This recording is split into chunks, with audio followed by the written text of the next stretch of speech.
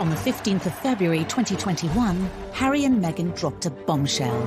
Prince Harry and Meghan will give their first interview to Meghan's friend, Oprah Winfrey. The $6 million question, though, is just how far Meghan is going to go.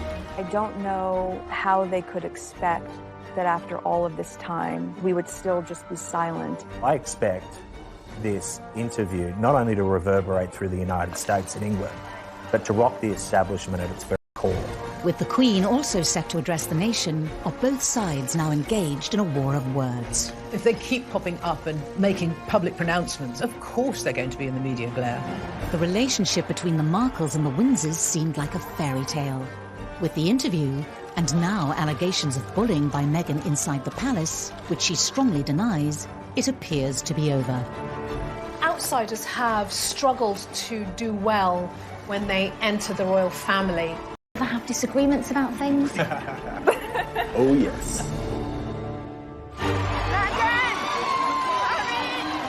Tonight, the inside story of when Hollywood glamour and ambition took on the establishment. Meghan wanted to have a celebrity boyfriend, and she definitely got that with Prince Harry. Forget the red carpets in Hollywood. This was something else. For me, it's an added member of the family. How did a marriage made in heaven descend into a public slanging match? I think Meghan's Hollywood background would have hit the royal family like a hurricane. Harry felt he was freeing himself, but probably felt like an act of vandalism against the monarchy. Stripped of their titles and patronages, The Sussexes are isolated from what everything the royal family means, and that puts the royal family at peril. exiled from royal life. The Queen's statement's a clean cut. You're out. In other words, you're fired. We miss Harry and Meghan. With just over a day until Harry and Meghan's groundbreaking interview with Oprah, is this the final chapter in their battle with the monarchy? I'm just really relieved and happy to be sitting here talking to you with my wife by my side, because it's been unbelievably tough for the two of us, but at least we had each other. Meghan and Harry, they could have resolved so many issues, but they're stubborn. And is this the moment that Meghan and Harry finally reject royal service in favour of celebrity? There is no relationship between the Markles and the royal family. It had the potential to be so much better than, in fact, it turned out to be. I did not have any understanding of just what it would be like.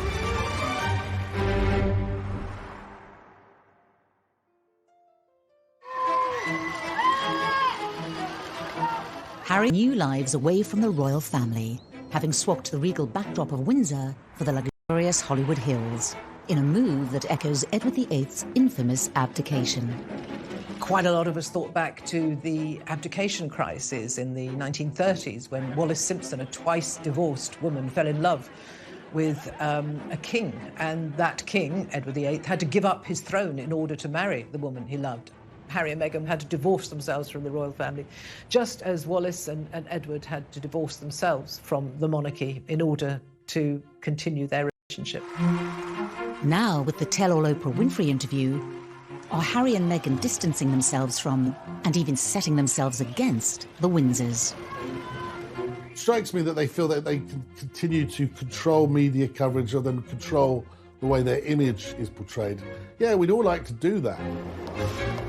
With the very public and unexpected announcement of their second child, what will the future hold for Harry and Meghan and the monarchy?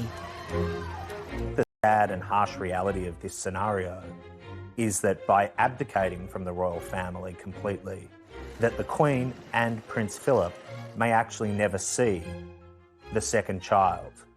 And one can only think how devastating and broken the Queen must feel about that.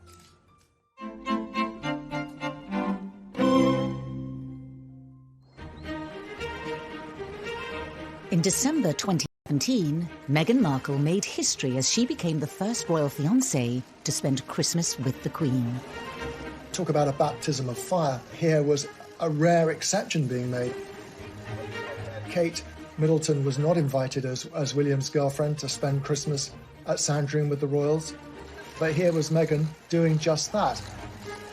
The Queen is very strict when it comes to family, and so to be invited was quite a significant thing. I'm sure Meghan Markle was absolutely terrified. Although she had only met Harry the year before, Meghan was being fast-tracked into royal life. This extraordinary special treatment could have possibly annoyed other members of the family. Perhaps Andrew and Sarah, because Sarah Ferguson had famously been not invited to spend Christmas there when her daughters and ex-husband were there. Maybe a few people might have felt that their noses were put out of joint because they've had to work so hard with the protocol and the rules and the regulations. And here enters Meghan and is straight into Sandringham. I think it would have been a very diplomatic line that she would have had to walk. Despite the huge pressures of a first Christmas with the in-laws, being face-to-face with senior royals was a perfect opportunity to charm the firm. I'm sure it must have been pretty daunting, actually, for Meghan to rock up at Sandringham for Christmas with the Queen. What do you give the Queen? You know, The royal family had this tradition of not giving each other expensive gifts. In fact, the cheaper the gift, the better it is. Harry once gave his grandmother, a pair of rubber gloves for doing the dishes. I mean, really quite bizarre presents. Meghan would have found that as extraordinary as a certain Diana Spencer did at her first Christmas by buying lavish gifts for her in-laws. She never made that mistake again. Meghan played a blinder on that first Christmas. She got a toy, a singing hamster for the Queen, and apparently she loved it, and so did the corgis. Despite winning over the Queen, Meghan's first royal Christmas wasn't completely free from controversy. After the festivities, a remark from Prince Harry on live radio was said to cause tensions between Meghan and her own family. I think we've got one of the biggest families that I know of, and every family is complex as well. So, no, look, she's done an absolutely amazing job, just getting in there, and it's the family that I suppose she's never had. Harry was guest editing the Today programme on Radio 4 shortly afterwards, and he said they'd had a lot of fun at Christmas. And then he made a rather unfortunate remark. He said, I suppose it's the family she never had, meaning Meghan. Well, that went down like a lead balloon with the Markle family, obviously, and it's a remark they've never forgotten. The family Meghan was joining was a far cry from the world in which she grew up.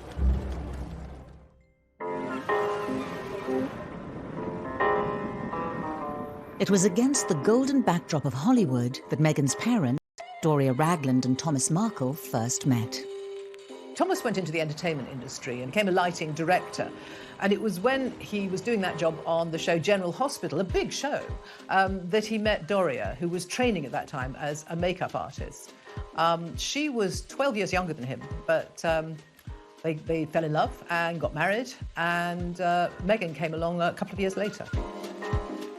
Thomas had been married before, and he had 2 children, much older than Meghan, from his first marriage. Thomas Jr. and Samantha, her 2 half-siblings, they weren't close to her. She was not close to them. Despite her parents divorcing when she was young, Meghan enjoyed a supportive upbringing with both Doria and Thomas, evident in intimate home videos that have been shared online. Go ahead. Daddy's cooking. It's pretty. That's our goal. See and hear her energy, and it all feels like these are the positive highlights of somebody's childhood growing up. Am I there? I wonder. Okay, see you later. Bye-bye. Where is the little button? Okay. Alice also gives an insight into the early and possibly fractured relationship with her father. We're about 4 minutes from my dad's house. From my dad's house, you can see the Hollywood sign, but we aren't going to go there because my dad and I aren't on the best of terms. She says, we're not going there because my dad and I aren't getting along at the moment. This also gives a hint at a real relationship, and it might show the reality of some of their relationship, that perhaps it wasn't always great. Despite potential frictions, Thomas continued to be a strong presence in Meghan's life as she immersed herself in Hollywood. She hung around the studios where her father was the lighting director. It must have been really exciting, and she certainly got the bug. Her first big break came with Suits, when she got the plum role of Rachel that everybody fell in love with. Rachel's character was very sexy, she was savvy, she was ambitious. It's actually not dissimilar to Meghan Markle herself. Whilst Meghan was being thrust into the limelight, Prince Harry, a young officer in the British Army, was trying to escape it. And what do you think the public perception of Harry is? I don't know, it fluctuates. It depends on what the media want to write, I suppose. But they're two very different things, what the public think and what the media think. The British public have always had a huge amount of affection for Prince Harry, but certainly the press have had quite a love-hate relationship with him. He was seen as a bit directionless. He was seen as a bit of a party boy. He liked having a good time. Despite being labelled a party prince, as he entered his 30s, Harry proved that he still had an important role to play within his family. He created some wonderful initiatives, the Invictus Games, which was really his baby. He also worked on Heads Together, you know, taking away some of the stigma surrounding mental health and mental health issues, being very open and honest about his own struggles, which was incredibly brave. And Harry was, at that time, arguably the most popular royal. In 2016, Meghan touched down in London. The last thing she would have expected was a blind date with the fifth in line to the throne. It's a lot easier if you have a boyfriend that understands the press and understands fame. And she definitely got that with Prince Harry. You couldn't be a more famous man in all the world than Prince Harry.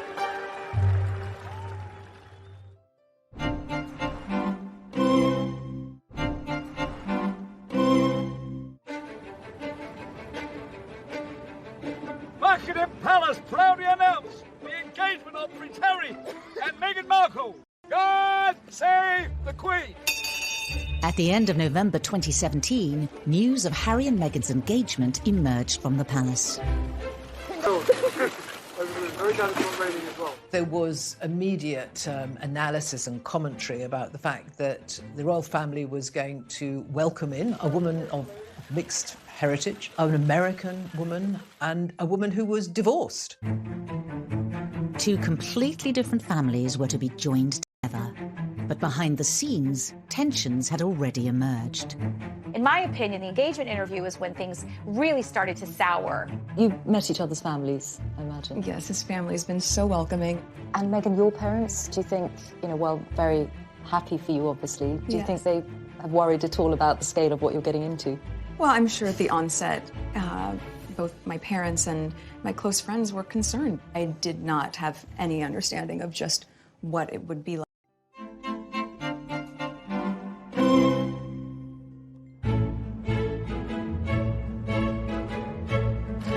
The year before their engagement announcement, Meghan had landed in the UK to promote her latest season of Suits. Lizzie Cundy spent time with Meghan as she settled into London life. Meghan and Harry were set up on a blind date by a mutual friend. They immediately clicked. Harry actually said it was like love at first sight. She was so open, and he thought she was so sweet. And they just got on like a house on fire.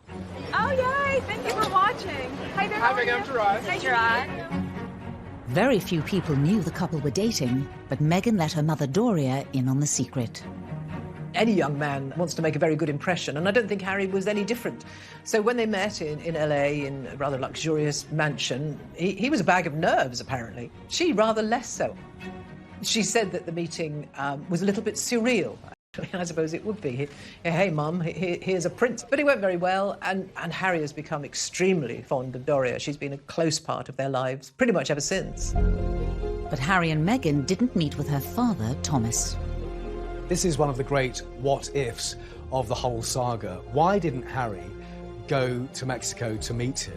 Why didn't Meghan take him? Why didn't Harry insist before it all blew up? I mean, the whole thing was so avoidable, and I think Harry does have to take some responsibility for that. Thomas was simply not part of these early meetings. She seemed, as she got closer and closer to Harry and a royal life, to be less and less inclined to rekindle her relationship with the Markle side of her family. For a few months, Harry and Meghan were able to keep their relationship from the outside world. But eventually, their secret got out. There weren't many that knew, only a very few friends. Then suddenly it got leaked to the press that Harry had a new girlfriend. If you haven't read any of that coverage, she's Meghan Markle. About it. And Harry knew more than anyone things were going to change.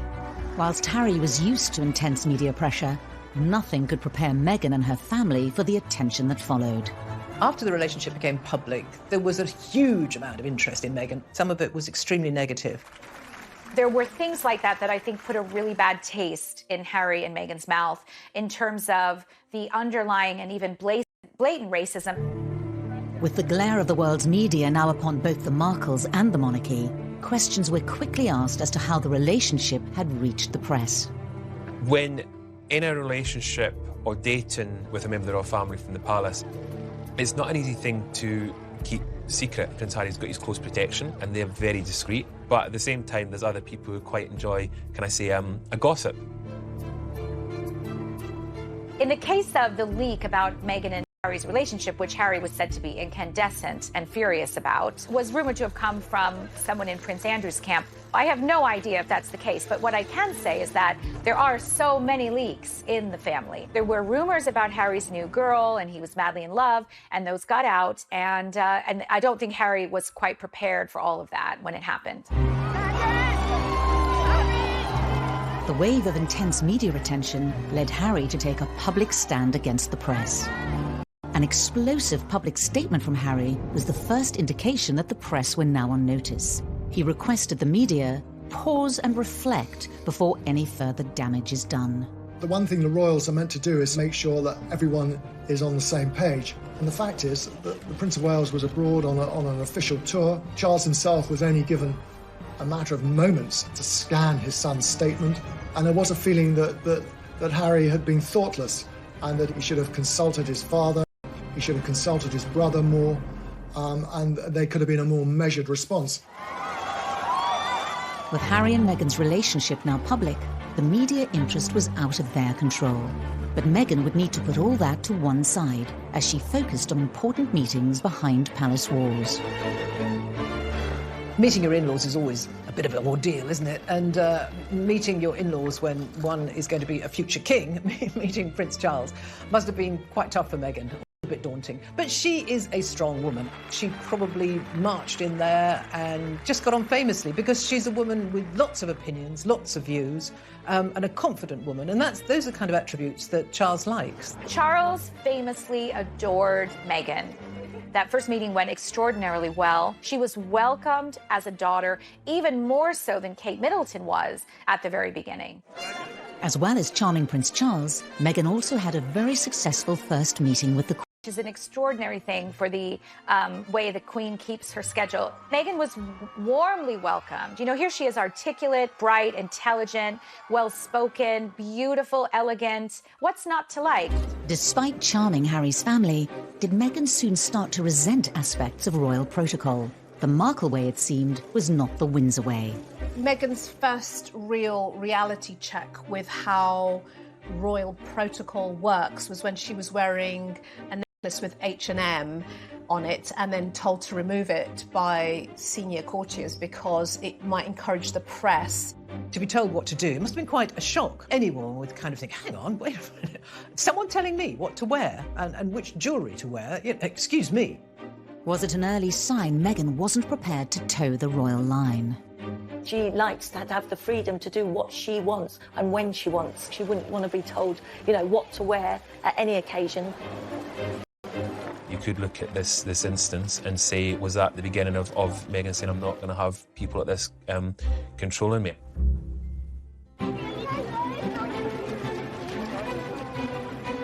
Despite a whirlwind introduction to royal life, Meghan stood firm. And as the final preparations for the royal wedding were put in place, Meghan's mother Doria was introduced to the establishment's key players. She was given VIP treatment. I suppose perhaps it was her first taste of being associated with royalty, you know, being whisked through security at Heathrow Airport. She was taken first to Clarence House to meet Charles and Camilla, and I think that went very well indeed. Meeting all the royals, Kate, William, Charles, must have felt like royal speed dating. I've got to get to know everybody, I've got to form these connections really quickly. Even the rather wonderfully confident Doria found, you know, fairly awesome actually meeting the Queen. Harry, again, had prepared his mother-in-law-to-be by saying, you know, she's my gran, try and think of her that way. Though I don't think many people think about the Queen that way. While Doria was winning over the Windsors, another member of the Markle family was conspicuous in their absence. It had been planned that Thomas Markle would have flown over and that he was going to walk Meghan down the aisle as father of the bride. However, it came to light that Thomas Markle had worked with a paparazzi photographer to stage photographs of him ahead of the wedding.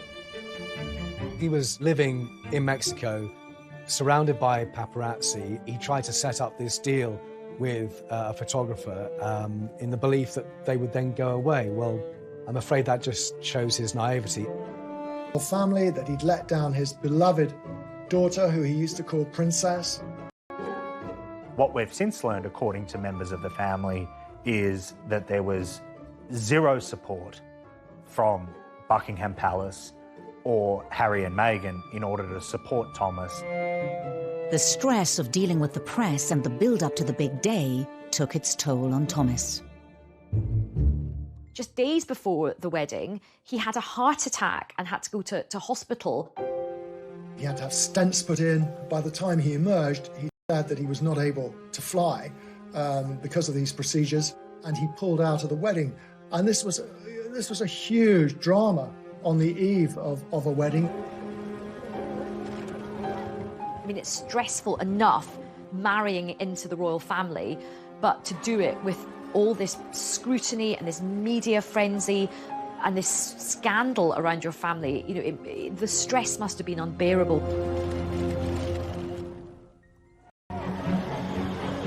Despite the frenzied build-up, Harry and Meghan's big day was finally upon them. But with her father unable to give her away, Meghan was left with a huge dilemma. In finding a solution, she broke with tradition, leaning on Harry's father, Prince Charles. I thought it was the perfect embodiment, actually, of the modern woman, that she started out on her own, walked halfway down on her own, and then Charles joined her. It looked right. It sort of gave us an idea of what Meghan was going to be like. A sort of declaration of independence, if you like, on her part. I don't need anyone to give me away. I'm a free person. Was Meghan's independence also evident from the wedding's exclusive A-list guests? We saw Idris Elba and George Clooney and Oprah, you know, walking in. There was this kind of like, whoa, whoa, whoa. I didn't know Meghan knew all these people. It was a star-spotting day, and she looked great. The bride looked fantastic. It was a wonderful day. I think everyone just thoroughly enjoyed it, and you just felt a sense of true welcome of this young bride into the royal fold. To the eyes of the world, Harry and Meghan's wedding had the flavour of a fairy tale. Meghan wanted it to be right. She wanted it to be perfect, but she wanted it to be done her way, not the royal way, or how the other royals had done it. Forget the red carpets in Hollywood. This was something else. But even as the signatures on the wedding licence were still drying, the Markles' wider family were beginning to make themselves heard. Everything seemed so, I don't know, magical, hunky-dory after the wedding. Then it all got a bit soured, a bit tarnished by Meghan's family. Come to an abrupt end. She was an adult, she had her own ideas, and she was going to do it her way. In the past, when royals marry royals, the organisations, the firms all work together to make sure there's no issues, where they can't have that control when you're marrying it into, can I say, normal families.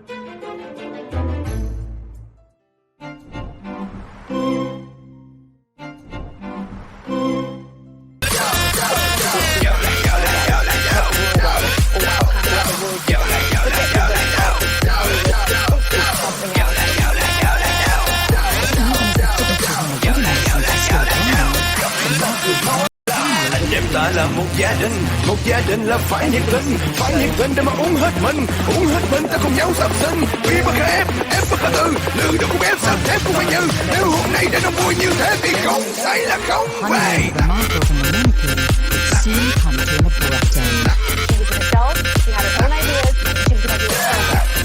Royal marry royals, the organisations, the firms all work together. Không say là không về. Have that control.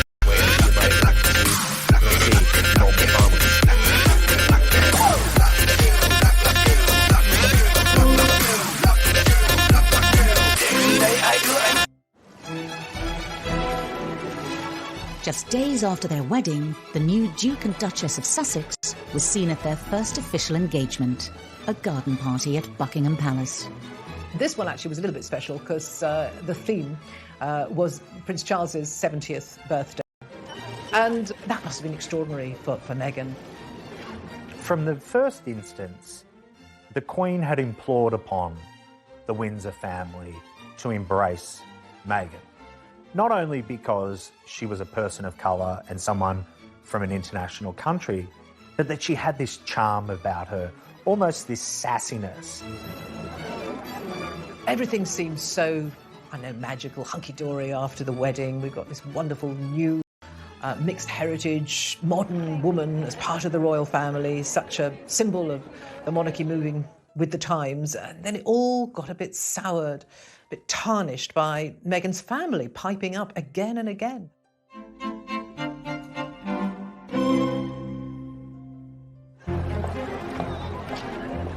It's so good to have a role model, someone to look up to, but oftentimes when it's someone who looks like you or comes from where you come from, it's easier to connect and see it in a different way. Meghan was used to cameras and publicity, but really nothing can prepare someone for entering the most famous family in the world. And I think even she admits she was taken aback by it. As Meghan was... Extraordinary that Meghan's dad did like a press tour in the days after the wedding, putting forward his side of things. It can't have been very easy for Meghan to watch her dad on television, publicly displaying her side of the story or her version of events. Well, I'm very disappointed by it. Millions watched as he gave an interview to Good Morning Britain, saying he hadn't heard from his daughter since before the wedding.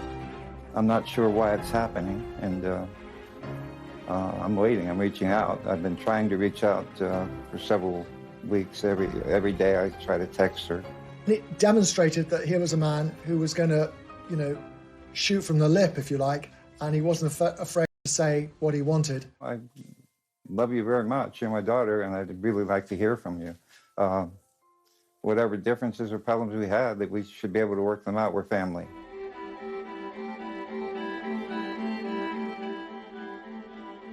If you think about a father-daughter dynamic, and this is an intimate family space, so there are now three of them. It's Meghan, it's Thomas, and it's the media. I do have sympathy for Thomas Markle. This was a guy who had never been a celebrity, had never courted fame and being a celebrity, who was thrust into a national spotlight with zero support. In the past, when royals marry royals, the organisations, the firms all work together to make sure there's no issues, where they can't have that control when you're marrying it into, can I say, normal families. Seemingly to cope on his own, Thomas continued to speak out in the press. Meghan took full control herself because it was her dad, and the palace didn't feel that they could step in and insist on how she handled things with her father. She was an adult, she had her own ideas, and she was going to do it her way. If that's the case, it was a gross miscalculation and a huge mistake. Where was any help from Harry or anybody in the royal household to give him some guidance? Was he even offered it? Did he turn it down? I don't know. As her deteriorating relationship with her father continued to play out in the press, Meghan became centre stage in the royal family. Once you're in the family firm, you are put to work, and I covered their first big tour in the autumn, which was Australia, New Zealand, Fiji and Tonga. It was relentless, but, they were the most famous couple in the world, and the world wanted to see them. I think for Meghan, it might have been a bit of a shock because these tours are quite full on. The long days, the long hours, lots to do. British royalty and how to do things. Then a surprise announcement by the couple wrong-footed the royal press pack, signalling that from now on they were determined to do things their way.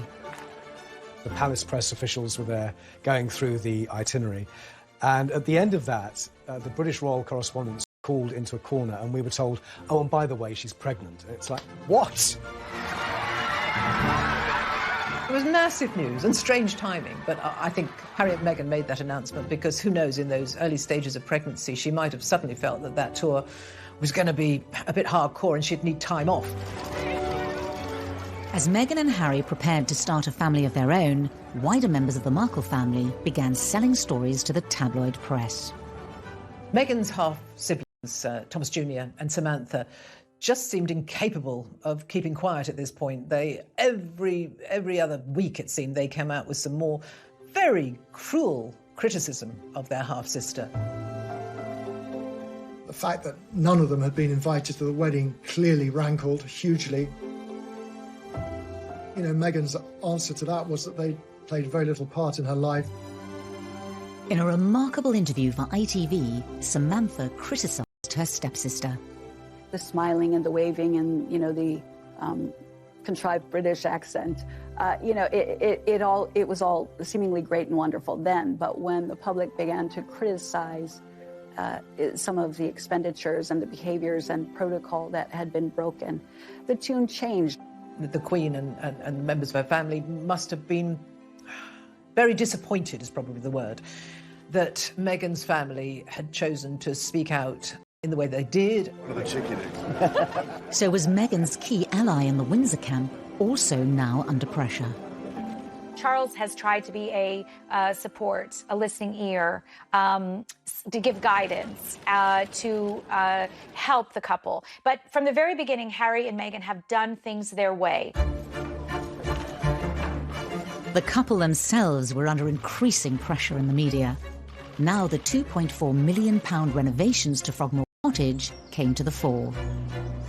Harry and Meghan took any kind of criticism very personally, and none more so than the debate over the renovations to Frogmore Cottage.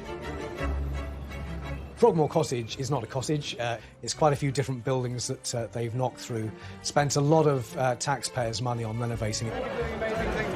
Harry took grave exception to this idea that they were lavishing public money on something which was unnecessary. And it did feed into the narrative, as far as he was concerned, every motive and everything they did. Meghan's mother, Doria, could only watch on as her daughter struggled with the criticism and harsh media spotlight.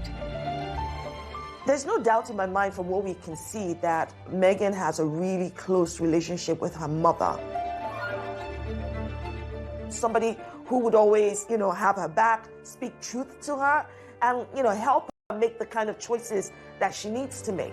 It must be difficult for any mother to see her daughter being splashed over the papers for things that she might not want to be in the papers, but ultimately you can't control the press. It's a beast of its own.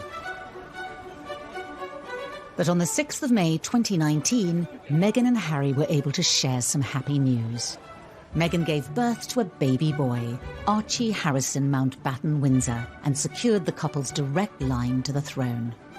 And baby are doing incredibly well. It's been the most amazing experience I could ever possibly imagine. Archie would be part of the bloodlines of a storied family with hundreds of years of history behind it. Harry and Meghan released a touching family photograph to mark Archie's monumental first meeting with the monarch. There is Doria, a black woman. There is Meghan, a biracial woman. In that picture, there's so much hope, and it does not look like the stuffy royal family that we all know. The birth of Archie was quite a moment for the Markle family, certainly. But for Doria, that must really have resonated with her. She was over here, so she was very much part of this new little family. After the birth, Meghan decided to keep her mother close by. Doria stayed on with Meghan and Harry at Frogmore Cottage, and the royals began to visit the new arrival. William and Kate went on their own without their children to visit the baby. People saw that as a snub. I don't think that was fair enough. They didn't want 3 children running around the place. He would have turned up, given his brother a hug, and they would have congratulated them. Charles took 10 days before he visited Archie. Camilla could have been in tow. He perhaps thought he was being respectful. But when her mother returned to Los Angeles, did Meghan feel alone? Doria was very supportive, but of course she had to go home. So I think Doria's absence would have hit Meghan very hard. In public, the Sussexes appeared to be content with royal life, but behind the scenes, cracks were beginning to appear. I think she did feel very misunderstood and she felt trapped. And so she decided to do something about it. And I think that she and Harry kind of fed the monarchy. They wanted an exit strategy from the royal family.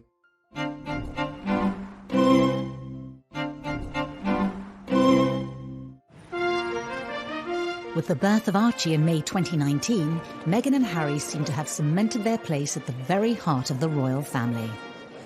Despite ongoing battles between Meghan, her family and the press, for now, their popularity with the public remained undimmed. I think the Queen had high hopes for them being, great brand ambassadors for the royal family. Harry and Meghan made it clear they wanted to be different kind of royals. They wanted to engage more. They clearly wanted to have close links with young people. I think the Queen seized on that with alacrity. Harry and Meghan were enormously popular, and I think everyone thought this was the cementing of the future of the monarchy. There was going to be these two young couples, William and Catherine, Harry and Meghan, taking it forward.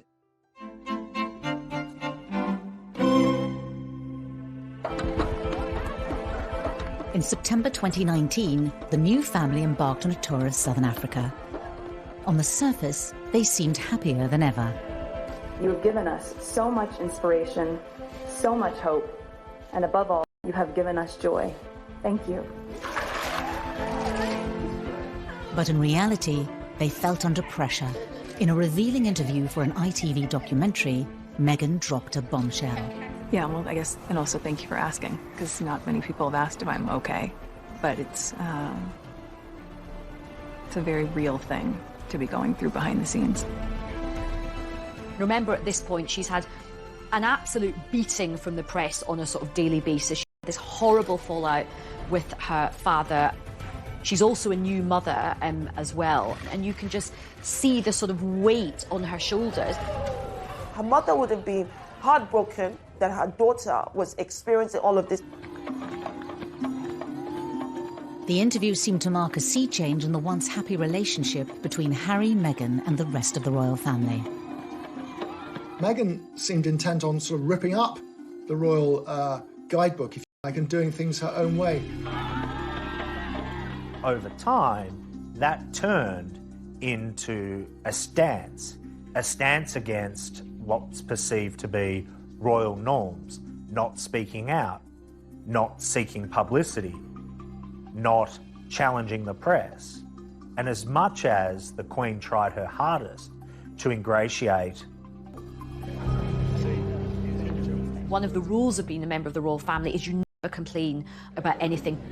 So I think that they would have been furious. And the sad thing is, I think, she was just being honest about how she felt, but that interview probably made things about 100 times worse in terms of already frosty relations. For William, Charles, the Queen, duty and public service and loyalty to the institution always comes first. Being selfless is the creed by which the Queen, Charles and William live by. Harry then opened up on the relationship with his brother William. He revealed his true feelings to journalist Tom Bradby. Inevitably, stuff happens, but look, we're brothers. We'll always be brothers. We're certainly on different paths at the moment, but I will always be there for him, and as I know, he'll always be there for me. Harry's revelation further fueled the rumours there had been a breakdown in relations between the two couples. Was it now Harry and Meghan versus the monarchy? I think it stemmed from William giving what he believed to be good brotherly advice to Harry. Make sure about your feelings about this girl. And from what we gather, it was those words, this girl particularly, that riled Harry. We, the media, went a bit to town on that fab but that wasn't to be. It's really sad because when I was working for them, Prince William and Prince Harry, they were close. For the Queen and Prince Charles, this fallout would have been disappointing. Harry and Meghan were now fighting battles on multiple fronts. As the negative headlines continued to engulf them, they became increasingly frustrated with palace protocol.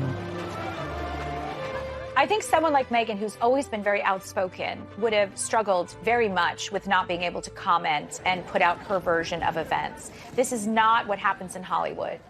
Meghan couldn't do that as a member of the royal family, and that would have been maddening for her.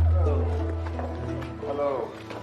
Harry and Meghan's ongoing battle with the media came to a head in February 2019, when excerpts of a private letter sent from Meghan to her father were published in the British press. This letter was such a watershed moment, and I think this was the point at which, this was the straw that broke the camel's back, and they announced that they were going to fight back and that they were taking legal action against associated newspapers.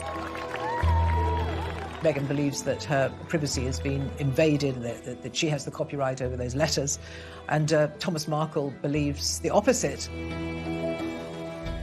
And remember, he hasn't even met Prince Harry at this point, so there was a possibility that had this gone to court, the first time at Nightmare, it was very, very high stakes. A recent ruling in the case went in Meghan's favour, but there's still a possibility they could end up in court. There is one residual issue over copyright, and I think that certainly the Mail on Sunday and associated newspapers will be pushing hard to try and get that to court.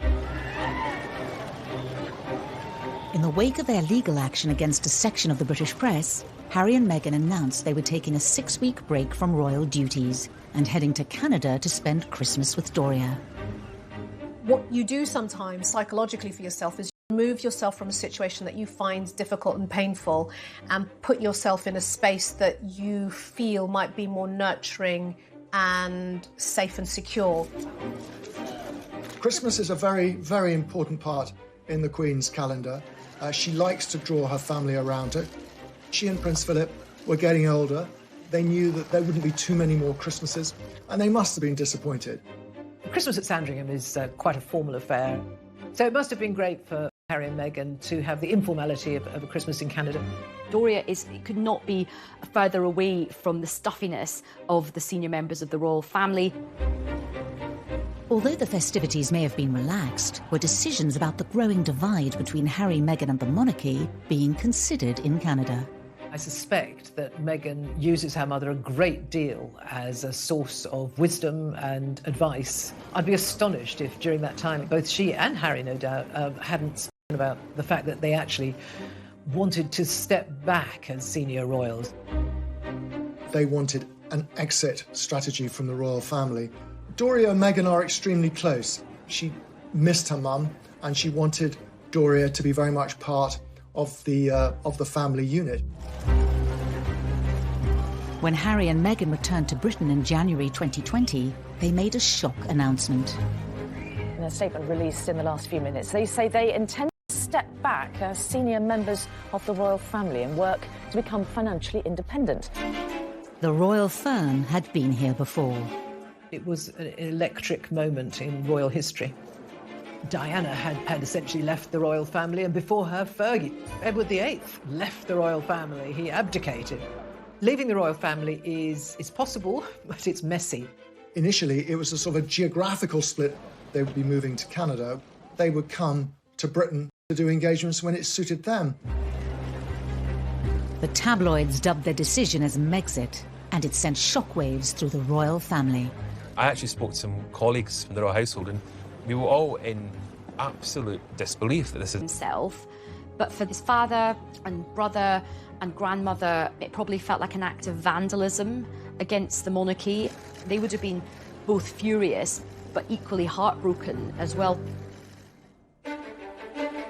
Away from the royal family, Meghan's supportive mother Doria treated the announcement with the utmost discretion.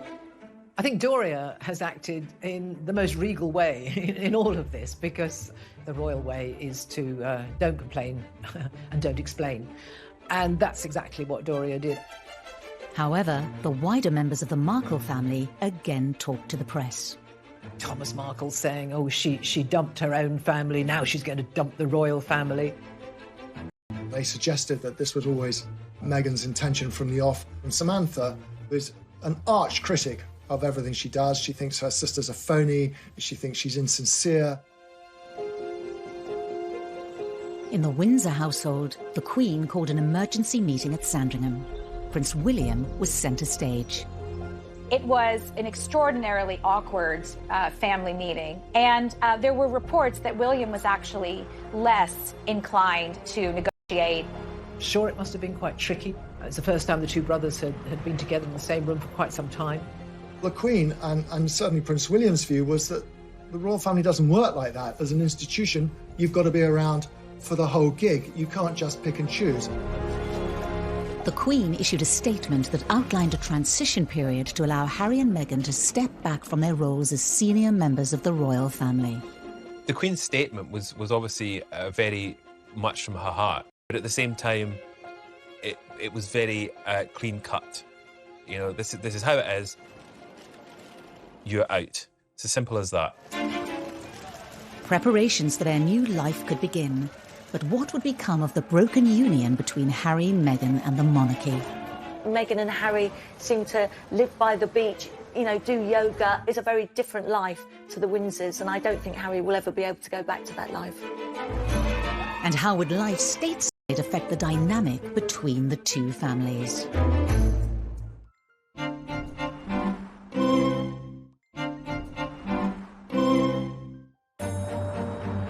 In January 2020, Harry, Meghan and Archie left behind their royal life and home at Frogmore Cottage for a new life abroad.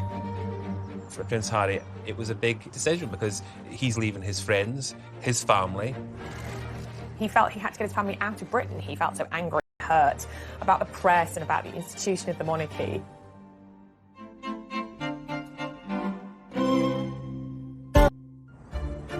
Barbara in California, a familiar glitzy surrounding for Meghan. Meghan and Harry live in Montecito, which is a very posh, fancy enclave. I happened to live there for 4 years. It's very private. We know that Oprah is a neighbor, Katy Perry and Orlando Bloom. They all live nearby. Montecito residents are very protective of their own. They won't talk about Harry and Meghan much to the press, and I should know because I've tried. She wanted to be around the place she knew. Meghan didn't know hardly anyone here in the UK, and it can be a very lonely place in the palace. She didn't want that life. She wanted to be free. So I do feel Meghan had that influence over Harry to say, look, I'm not happy with this, and I'm going to the States. That's what Meghan wanted, and that's what Meghan got. They reportedly bought... After a brief stay in Canada, Meghan and Harry settled in Santa Barbara in California. 1, 2, 3, let's go to the party now. 1, 2, 3, all the girls go round and round. 1, 2, 3, DJ, let's get some now. 1, 2, 3, hey friends, let's join the sound. Freeze up and drink it up. We guess we never give up. Drink it up and drink it up. You drink it up, we drink it up. Shake your sucking drains up. Shake your sucking drains up. Shake your sucking, shake your sucking drains up. She wanted to be around the place she knew. They didn't know hardly anyone here in the UK. And it can be a very lonely place in the palace. She didn't want that life. She wanted to go in. So I do feel Meghan had that influence over Harry to say, look, I'm not happy with this, and I'm going to the States. That's what Settled in a 9-bed, 16-bath mansion for £11.2 million. They've seamlessly slipped into the Californian lifestyle, a million miles away from the Windsors' world. Their friends are not going to be members of the aristocracy with wonderful estates in Scotland to shoot grouse on, but Hollywood and a celebrity culture. Oprah Winfrey's a friend of Meghan and Meghan's mother. They're friends with the Clooneys. They're making connections all over Tinseltown. Harry and Meghan have been spotted at the beach cycling with Archie in tow. They have a wonderful lifestyle in California in the sunshine, and I can't imagine Meghan ever wishes to be back in rainy Windsor. But you do wonder sometimes what Harry thinks of all of this, and is he in fact missing his old life?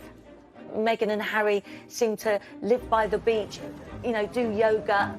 It's a very different life to the Windsors. What tore Harry from the British people was Meghan Markle, the decision to move to Los Angeles. Meghan never lost that desire. was what she wanted. The move has only deepened the divide between Harry and Meghan and the monarchy. Meghan's mother Doria is now just a 90-minute drive away, a stark contrast to over 5,000 miles from the Windsors. Harry loves Charles. You know, they clearly have a strong bond, and now they are literally not as close as they used to be. I think they are staying in touch over Skype and Zoom, but it's not the same, is it? I'm sure it pains Charles that he will not have an active role in the upbringing of Archie. Harry seems to have an absolutely brilliant relationship with Doria. There's no doubt that Meghan and Doria are closer geographically, physically, and perhaps emotionally as well than they ever have been. Doria apparently enjoys feeding wee Archie organic food, and she's also a trained yoga instructor as well. So I have these visions of them doing baby yoga together. So I think he's definitely a very cool, hippie Californian baby. But could Harry and Meghan's plan to build their brand and become financially independent from the Windsors push the families even further apart? They recently released a promotional video for their podcast with Spotify, which reportedly looks set to bring them in around £30 million. We created virtual audio to make sure that we can elevate voices that maybe aren't being heard and hear people's stories. And the biggest part of this is trying to create this community of where you can share.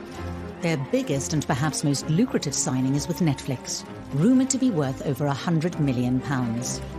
But will the inevitable publicity from their deals be seen as a step too far by the firm? Effectively, the money that they are being paid is because of their platform as royalty, as members of the royal family. And that's quite tricky. People always want the most compulsive viewing and the things that are going to command the most column inches, and effectively that then translates into dollars. Are those personal and intimate revelations? So I think that will be a very tricky tightrope for the couple to walk. They've created a new standard, and that is one to exploit themselves for profit. Meghan is creating a new form of celebrity for herself by securing deals with media conglomerates in the tens and hundreds of millions of dollars, sets her on a path to unparalleled stardom. Let's not be surprised if you see her return to acting. This here, right there, is the house from the Fresh Prince of Bel-Air. However, in February 2021, it was Harry, not Meghan, who took centre stage on CBS. It's 17 minutes skit with James Corden. It is really fun. It is very showbizy, it is very celeb-y. You're not my wife. In an unprecedented move, he gave a candid TV interview to his long-term friend James Corden. Interesting, my grandmother asked us what Archie wanted for Christmas, and Meg said a waffle maker. She sent us a waffle maker. I think it's quite tricky for Harry because we know that one of the things that he found very uncomfortable was the press coverage. He is then talking about his personal life, he's talking about his grandparents, and that is going to be written all around the world. It's going to be turned into more clickbait. By choosing to do these interviews, it frankly just encourages more of that stuff to be written. I mean, why did you feel that was... Harry, in a bombshell move, also spoke openly about his move away from the royal family. It was stepping back rather than stepping down. Right. You know, it was a really difficult environment, as I think a lot of people saw. We all know what the British press can be like, and it was destroying my mental health. The actions of Harry and Meghan in the United States goes against the very grain of the royal rule book. But the very core of this brand-building exercise is not Harry, it's Meghan. There is a delicious irony where they live in Los Angeles, the heart of the paparazzi. At the same time, in London, they're fighting these legal arguments, and that must not be lost on the royal family itself. It's almost cringeworthy to an extent. As they embark on this brand-building exercise, we're only going to see earthquake after earthquake shattering Buckingham Palace. They know what makes money, they know what makes people tick, particularly Meghan Markle does. I mean, let's hope they don't get like the Kardashians, that's my only worry. I think that there were people who truly wished them well, but of course there were also people who wanted to poke, holes into their love affair and bring out as much dirt as they could. I think they found a way to say, you know what, enough is enough. We refuse to be pillars of abuse. Then on the 14th of February 2021, they made another surprise announcement. There's a new baby on the way, but I think that is going to, in some respects, draw them further apart. And in the days that followed, a war of words erupted between Harry and Meghan and the monarchy. Taking part in such a high-profile interview with somebody like Oprah Winfrey, improve relations with the royal family at all. The Queen had no choice but to strip them of the titles.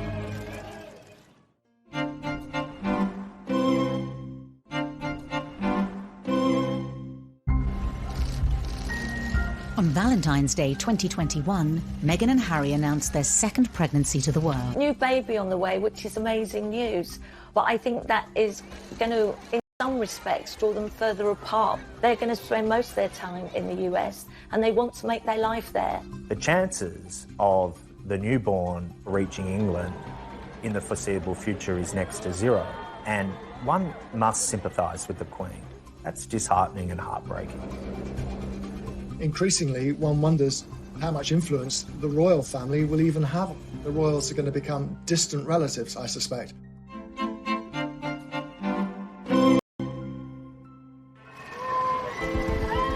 A year on from the bombshell announcement that Harry and Meghan would be moving away from the royal family, they made it clear they would be staying in California. Harry and Meghan's exit from the royal family ended today as it began, with considerable acrimony. Buckingham Palace confirmed that the couple would be stripped of all their honorary titles and royal patronages, including Harry's military titles and Meghan's role as Vice President of the Queen's Commonwealth Trust. I think Harry wanted it both ways. He wanted to be able to live a life free of responsibility, but still make change. And the reality was the Sussexes in another country are isolated from what everything the royal family means. And that puts the royal family at peril. So the Queen had no choice but to strip them of the titles. Within minutes of the Buckingham Palace announcement, Harry and Meghan responded, stating that they remained committed to their duty and service. Their quick-fire response was reportedly deemed disrespectful by palace officials. I think Charles and William, and certainly the courtiers of the palace, felt that Meghan and Harry's pushback was disrespectful. It was petulant, it was resentful, and as one said to me, you don't disrespect your granny.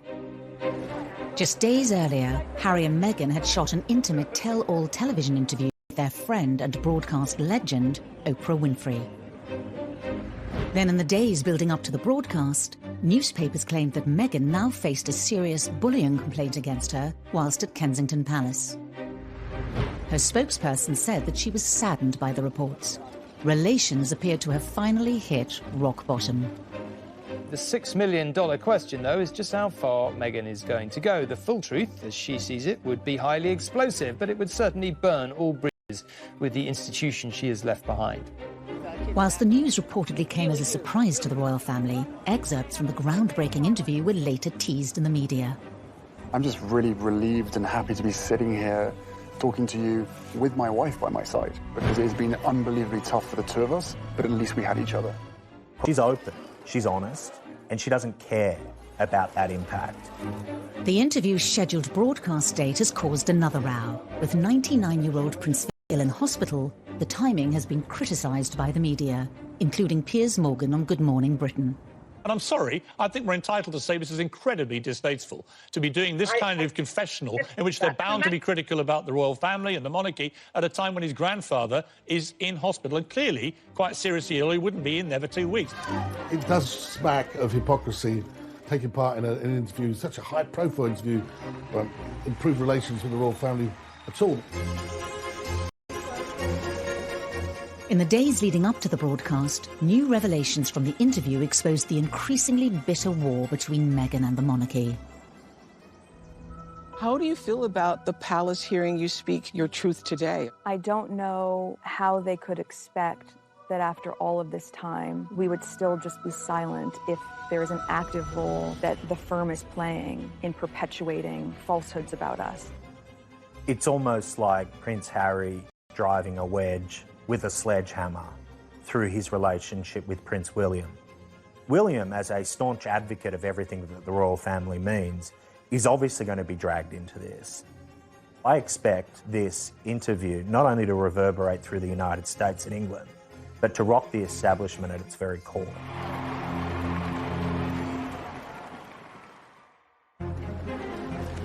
Could Harry and Meghan's fallout with the monarchy leave its mark for decades to come?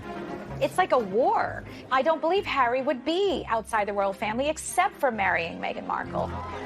They've lost a critical component of what the royal family represented. The British people had an affinity with Harry.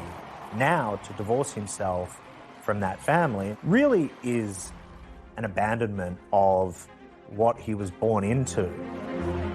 What began as a breath of fresh air cascaded into a series of family conflicts, controversies and trouble for Harry and Meghan and the monarchy.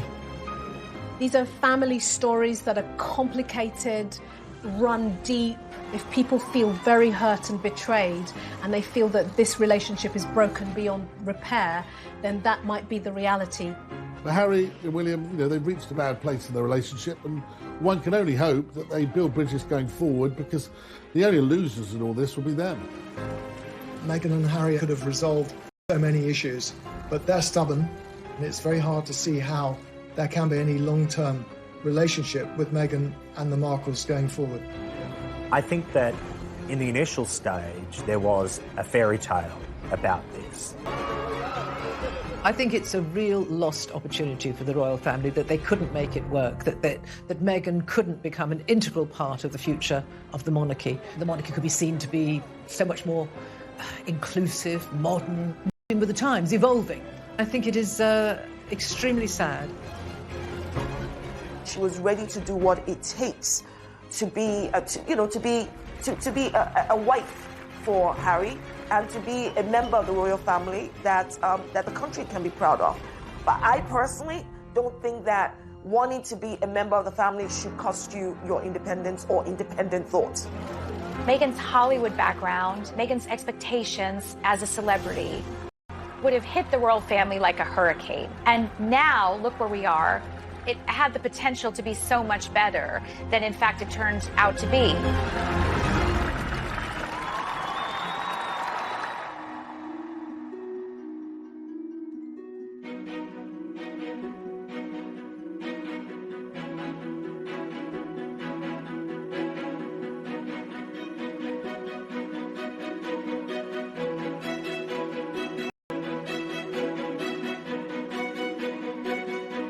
Of their second child, what will the future hold for Harry and Meghan and the monarchy?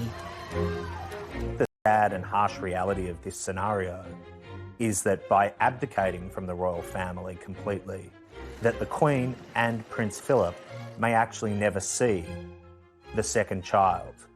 And one can only think how devastating and broken the Queen must feel about that.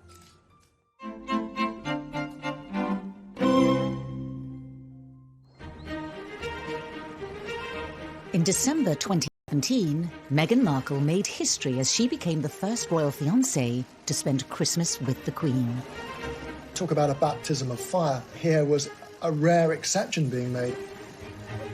Kate Middleton was not invited as William's girlfriend to spend Christmas at Sandringham with the royals, but here was Meghan doing just that.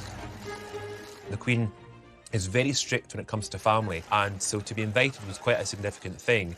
I'm sure Meghan Markle was absolutely terrified. Although she had only met Harry the year before, Meghan was being fast-tracked into royal life.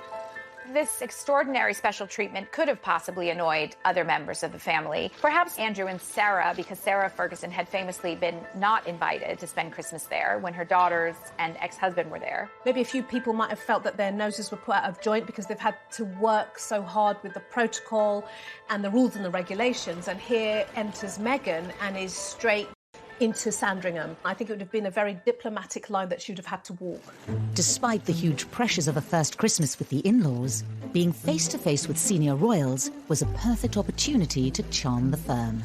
I'm sure it must have been pretty daunting, actually, for Meghan to rock up at Sandringham for Christmas with the Queen. What do you give the Queen? The royal family had this tradition of not giving each other expensive gifts. In fact, the cheaper the gift, the better it is.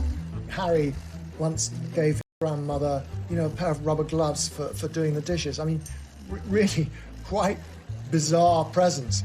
Meghan would have found that as extraordinary as a certain Diana Spencer did at her first Christmas by buying lavish gifts for her in-laws. She never made that mistake again. Meghan played a blinder on that first Christmas. She got a toy, a singing hamster for the Queen, and apparently she loved it, and so did the corgis. Despite winning over the Queen, Meghan's first royal Christmas wasn't completely free from controversy. After the festivities, a remark from Prince Harry on live radio was said to cause tensions between Meghan and her own family. I think we've got one of the biggest families that I know of, and every family is complex as well. So, no, look, she's done an absolutely amazing job, just getting in there, and it's the family that I suppose she's never had. Harry was guest editing the Today programme on Radio 4.